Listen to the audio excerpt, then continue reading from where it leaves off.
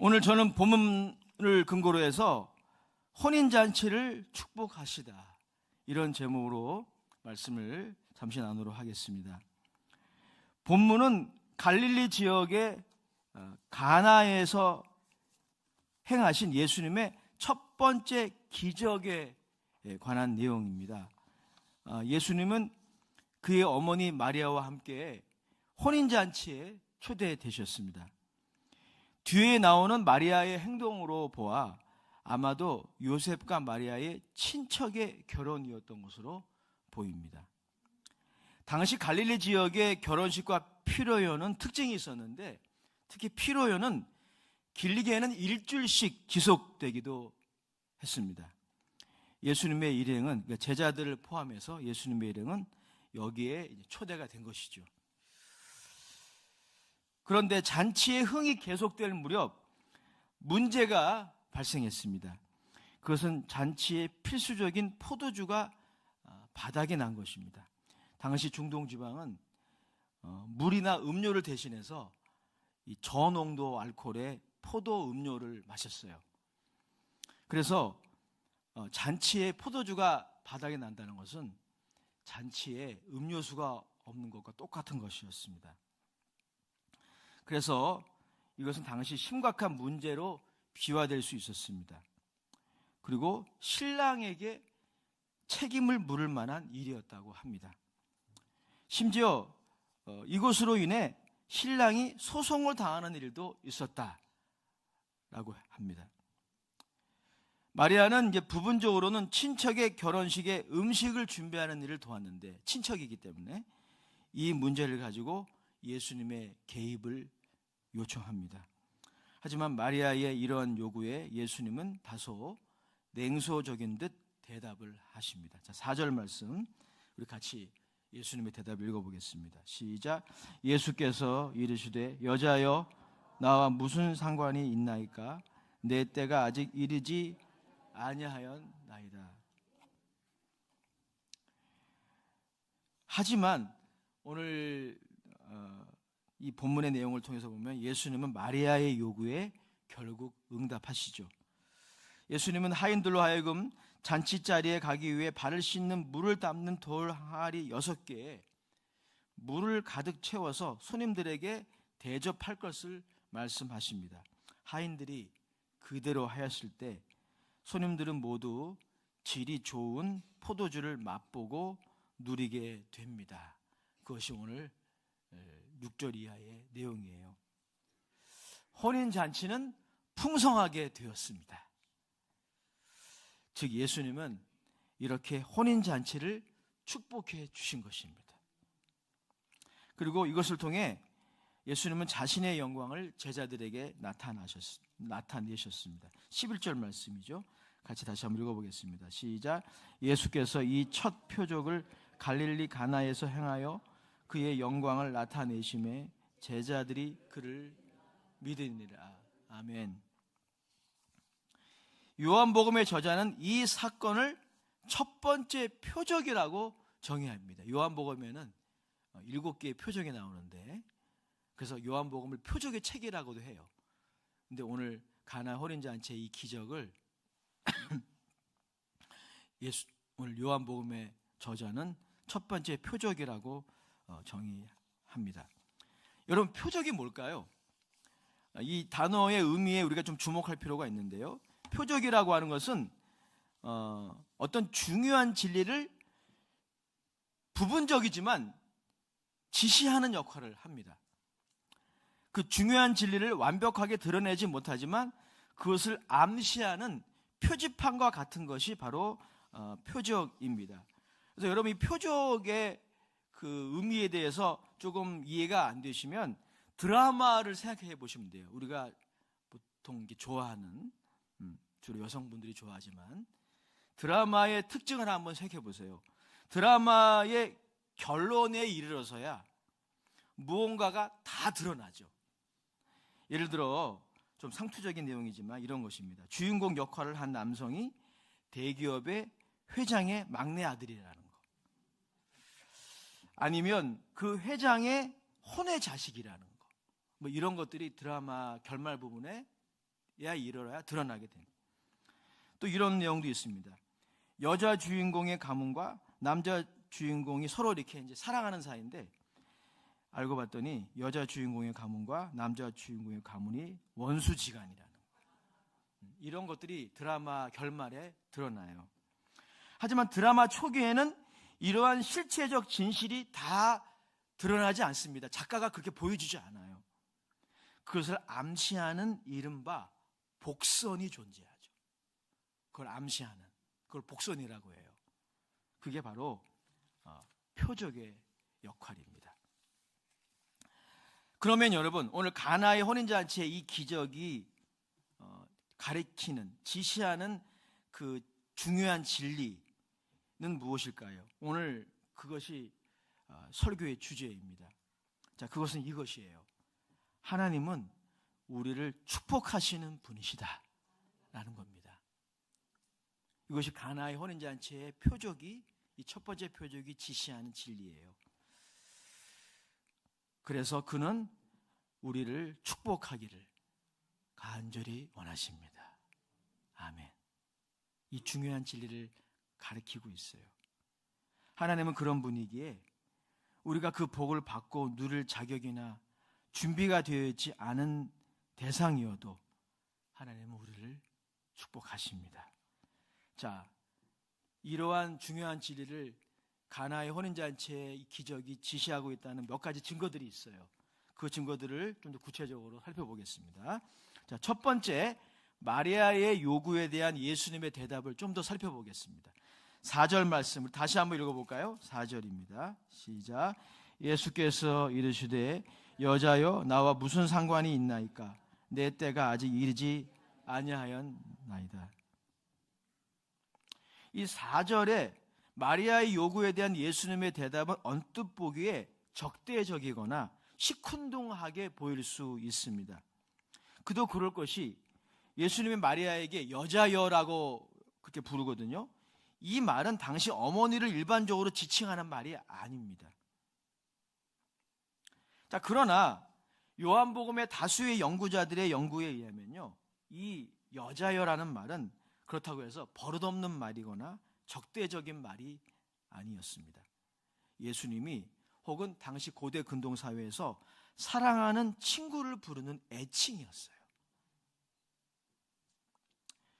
자, 두 번째, 예수님이 말씀하신 때의 의미는 무엇일까요? 예수님이 마리아에게 여자여 나와 무슨 상관이 있습니까? 라고 하신 다음에 내 때가 아직 이르지 아니하였나이다 라고 대답하셨는데요, 그 때의 의미를 우리가 좀 더 생각해 볼 필요가 있어요. 먼저 여러분, 예수님이 말씀하신 이 때란 미래적인 의미가 있습니다. 그래서 아직 이르지 않았다라고 말씀하신 것입니다. 예수님이 말씀하신 때란 그가 십자가에 죽으시고 부활하심으로 그의 구속 사역이 본격적으로 시작되는 그때를 말하는 거예요.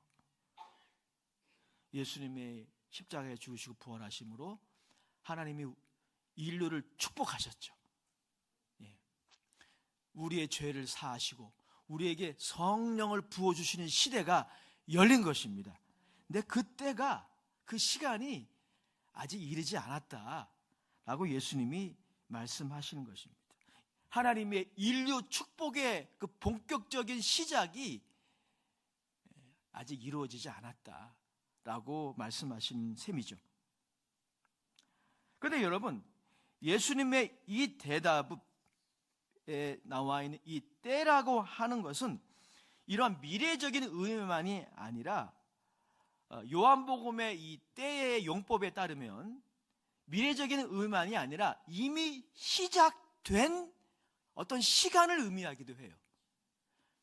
미래적인 의미만이 아니라 그것이 이미 시작되었다 라는 의미도 됩니다.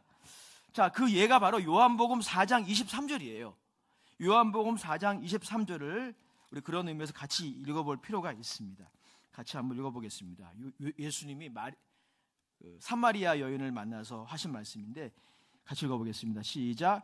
아버지께 참되게 예배하는 자들은 영과 진리로 예배할 때가 오나니 곧 이때라. 아버지께서는 자기에게 이렇게 예배하는 자들을 찾으시느니라. 아멘. 여기 보면 아버지께, 하나님 아버지께 영과 진리로 예배할 때가 올 것이다. 미래예요. 근데 예수님 뭐라 말씀하시냐면 곧 이때라. 그때가 시작되었다는 거예요. 예수님 말씀에 의하면 하나님께 영과 진리로 예배할 때가 올 것이고 그것이 이미 시작되었다 라고 말씀하시는 것입니다. 요한복음에 예수님이 사용하신 이 때의 용법을 보면 때라는 개념은 시간적인 미래의 의미만이 아니라 현재 이미 시작된 의미라고 그래서 우리가 이해할 수 있는 것입니다. 즉 예수님의 이 대답, 내 때가 아직 이르지 않았습니다 라는 대답은 이렇게 해석할 수 있습니다.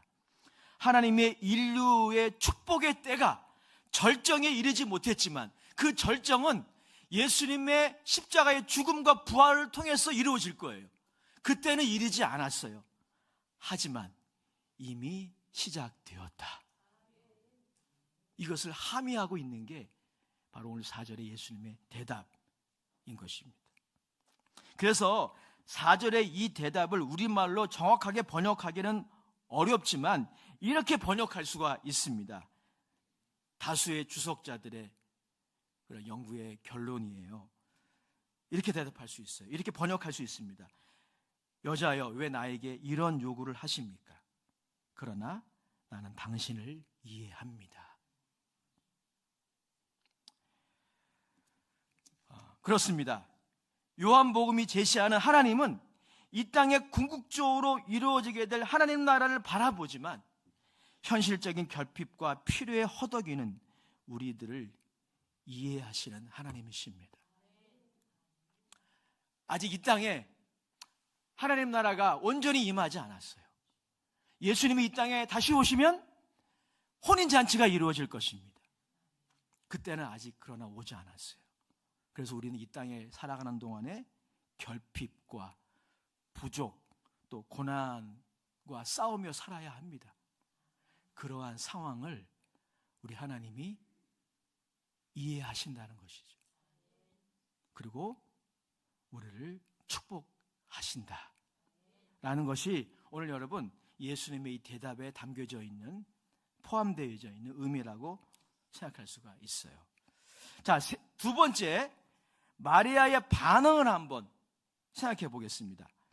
혼인잔치의 위기를 대하는 마리아의 반응을 본문을 통해서 보면 제가 좀 전에 말씀드렸던 이 진리, 인류 축복의 절정의 때는 오지 않았지만 이미 그것이 예수님을 통하여 시작되었다라고 하는 이 진리를 아는 사람처럼 행동해요. 그녀는 이 위기 상황 가운데 예수님께 그 위기 상황을 보고합니다. 자, 3절 말씀 같이 읽어보겠습니다. 시작. 포도주가 떨어진지라 예수의 어머니가 예수에게 이르되 저들에게 포도주가 없다 하니. 포도주가 없는 걸 왜 예수님한테 얘기해요? 우연의 일치일 수 있겠지만 뭔가 마리아는 뭔가를 알고 있는 것 같아요. 또한 여러분, 마리아의 행동을 계속 보겠습니다. 예수님의 다소 예외적인 대답을 들은 뒤에도 그녀는 예수님의 어머니가 아니라 그의 제자처럼 행동합니다. 그러니까 이분이 내 아들이지만 메시아이기 때문에 이분을 통해서 인류를 축복하신 그 절정의 때는 오지 않았지만 이미 그 축복의 때가 시작되었다라는 것을 아는 것처럼 그의 제자처럼 행동해요. 그래서 5절이 바로 그것인데요. 같이 읽어보겠습니다. 5절 시작. 그의 어머니가 하인들에게 이르되 너희에게 무슨 말씀을 하든지 그대로 하라 하니라. 지금 어머니 마리아는 뭔가를 알고 있는 거죠. 이분이 누구인지를. 그리고 이분을 통해 이 혼인잔치를 축복하실 하나님을 기대하고 있는 거예요. 그래서 순종해라. 있는 그대로 순종해라 라고 하인들에게 말한 것입니다. 자, 그러면 세 번째인데요. 예수님이 그들에게 주문하신 그 명령이 우리들에게 또 귀한 진리를 가르치고 있습니다. 예수님은 마리아의 요청에 사실상 응답하신 것이죠. 그런데 그의 응답은 흥미롭습니다. 예수님은 잔치자리에 들어가기 전 발을 씻기 위해 물을 담고 있는 돌 항아리에 물을 가득 채워 연회장의 손님에게 대접하라고 하셨습니다. 본문 말씀 우리 7절, 8절 같이 읽어보겠습니다. 시작. 예수께서 그들에게 이르시되 항아리에 물을 채우라 하신즉 아귀까지 채우니 이제는 떠서 연회장에게 갖다 주라 하심에 갖다 주었더니. 항아리에 가득 채워진 물의 용량은 연구에 의하면 450리터 정도가 되었다고 해요. 굉장히 많은 양이죠. 요한복음의 주석자 중 한 사람인 비어슬리는 이것이 하나님의 축복의 충만함, 흘러넘침을 의미한다고 해석했어요. 예수님이 그 항아리에 물을 가득 채워라, 조금 채우는 게 아니라, 적당히 채우라는 것이 아니라 가득 채우라 하셨어요. 하나님의 축복의 특징 무엇입니까? 충만하다는 거예요. 흘러넘친다는 거죠. 비어슬리는 이것이 메시아를 통해 궁극적으로 이루어지게 될 혼인잔치의 특징이라고 정의했습니다.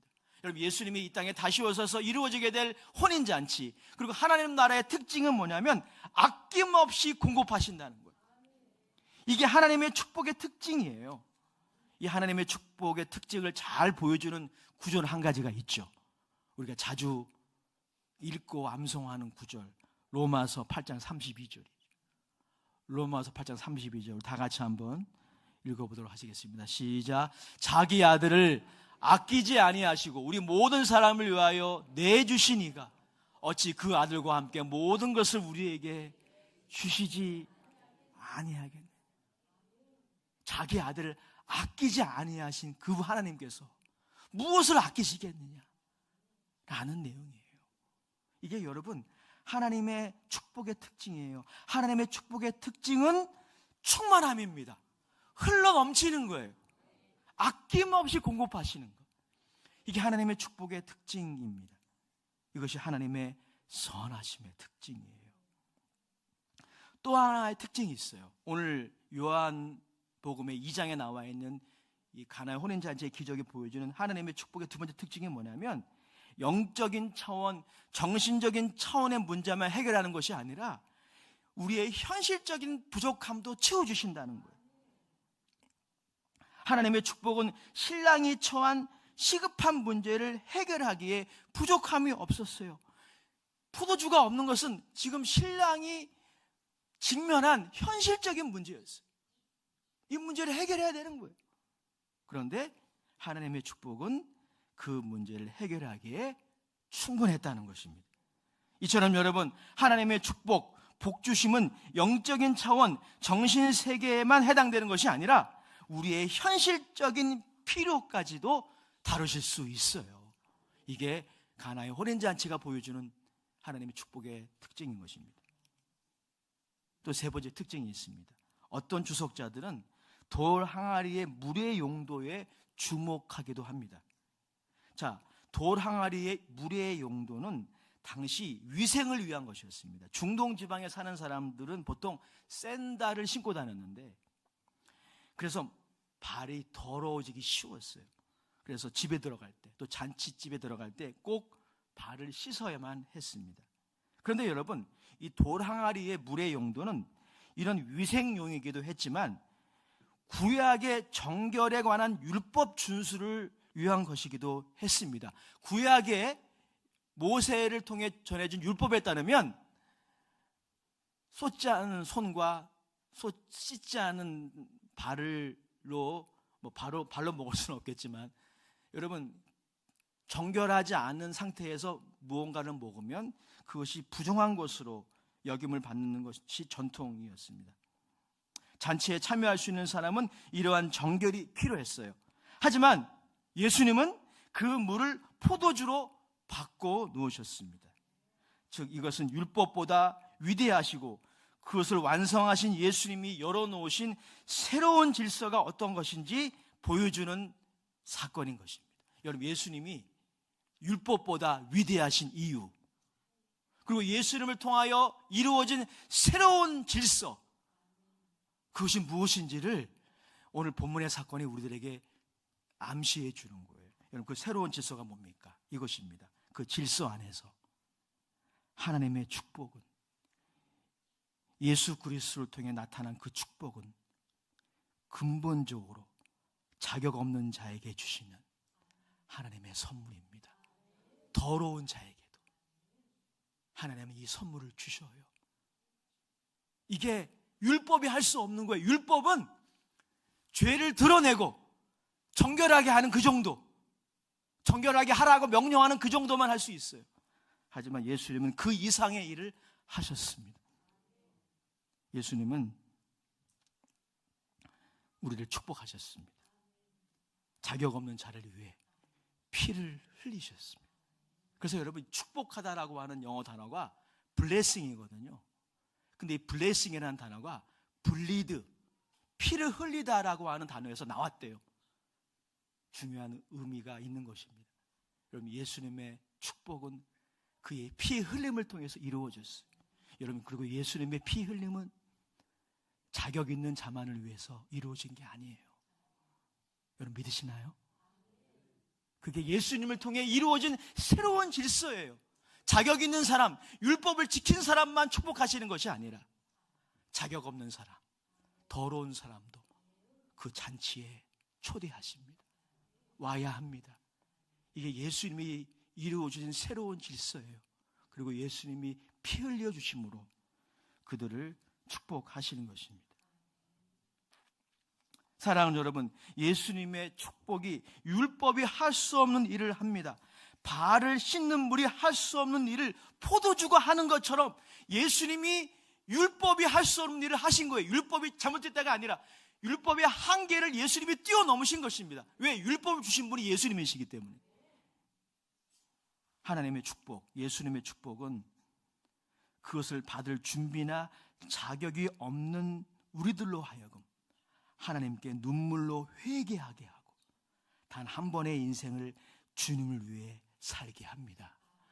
이것을 율법이 하지 못하는데 예수님이 하신다라는 것을 보여주는 것이 가나의 혼인잔치의 기적이에요. 명령에 기계적으로 순종하는 삶이 아니라, 명령에 기계적으로 순종하는 종교인이 아니라 용서의 은혜에 대한 감격 속에 감사와 사랑의 삶을 살게 하는 것, 이것이 바로 예수님의 축복의 특징이에요.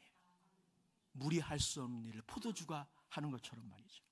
이번 단계선교회 저는 아마도 우리 모든 대원들이 그랬겠지만 이 축복을 경험했어요.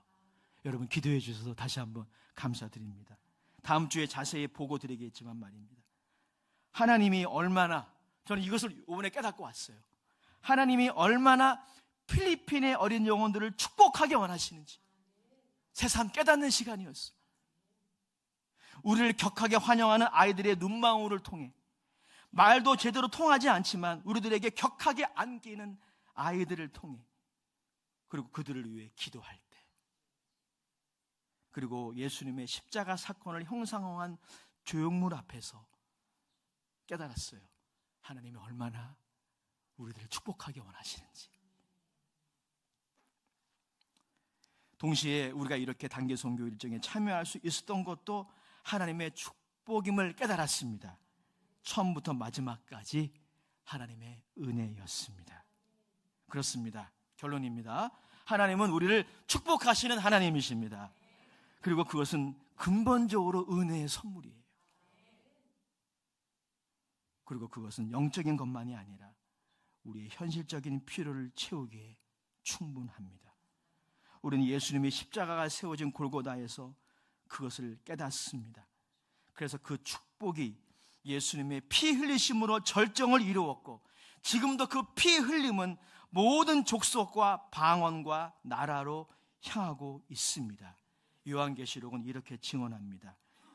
선교단이 마지막 정리 기도 모임을 할 때 나눈 말씀이에요. 계시록 5장 9절에서 10절까지 말씀을 우리 다 같이 한번 읽어보도록 하시겠습니다. 계시록 5장 9절에서 10절까지의 말씀입니다. 다 같이 읽어보겠습니다. 시작. 그들이 새 노래를 불러 이르되 두루마리를 가지시고 그 임봉을 떼기에 합당하시도다.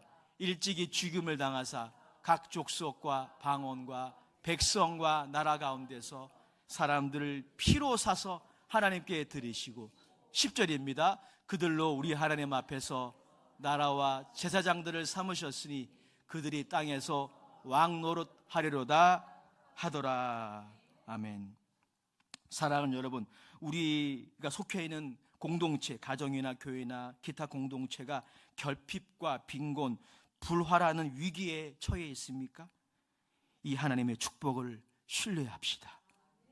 하나님은 우리를 축복하기 원하십니다. 그 하나님의 마음을 우리가 다 측량할 수가 없습니다. 성령께서 도와주셔서 그 하나님의 마음을 여러분들이 깨달아 알게 되시기를 축원합니다. 이 하나님의 축복을 신뢰합시다. 그리고 예수님의 이름으로 기도합시다. 어머니 마리아처럼, 예수님께 요청했던 어머니의 기도처럼 말이죠. 예수님을 우리 주인으로 마음에 모십시다. 그분은 우리를 채워주시고 우리를 변화시켜 주실 수가 있습니다. 마지막으로 제가 선교지에서 새롭게 알게 된 찬양인데요, 그 찬양을 밴쿠버 사는 구지케라는 한 네이버 블로거가 번역을 해놨더라고요. 제가 좀 소개해드리고 저희의 설교를 마감하기 원합니다. 영어 찬양의 가사는 Goodness of God이에요. 멜로디를 들어보시면 우리 젊은 친구들은 아마 들어본 찬양일 수도 있습니다. Goodness of God, 하나님의 선하심이란 찬양인데 1절만 제가 번역한 것을 읽어드리도록 하겠습니다. 주 사랑해요. 오 주의 자비는 나를 결코 떠나지 않네. 내 모든 날 동안 나는 주의 손에 붙들려 있었네. 잠에서 깨는 그 순간부터 잠자리에 드는 그 순간까지 나는 하나님의 선하심을 노래할 것입니다. 후렴 부분이에요. 나의 모든 삶 동안 주님은 신실하셨기 때문에, 내 모든 삶 동안 주님은 너무나도 좋은 분이셨기 때문에 내가 숨 쉴 수 있는 모든 호흡으로 나는 하나님의 선하심을 노래할 것입니다. 사랑하는 여러분, 우리가 때로는 이럴 때가 있어요. 하나님이 목사님을 축복하고 장로님은 축복하고 권사님을 축복할지언정 나를 축복하시는 건가? 이런 의심이 다가올 때가 우리에게 있을 것입니다. 그때 여러분, 가나의 혼인잔치의 이 기적을 기억하시기 바랍니다. 하나님은 우리를 축복하시는 분이십니다. 자격이 없고 준비가 안 되어 있지만 하나님의 마음은 우리 아버지의 마음이, 우리 어머니의 마음이십니다. 우리를 축복하게 원하시는 하나님의 마음을 신뢰하시고 그 결핍의 때, 그 빈곤의 때 방황하지 말고 주님께 나와 주님께 기도하시기 바랍니다. 주여 나에게 복을 주시옵소서. 나에게 복을 주시옵소서. 나에게 주님의 축복이 필요합니다.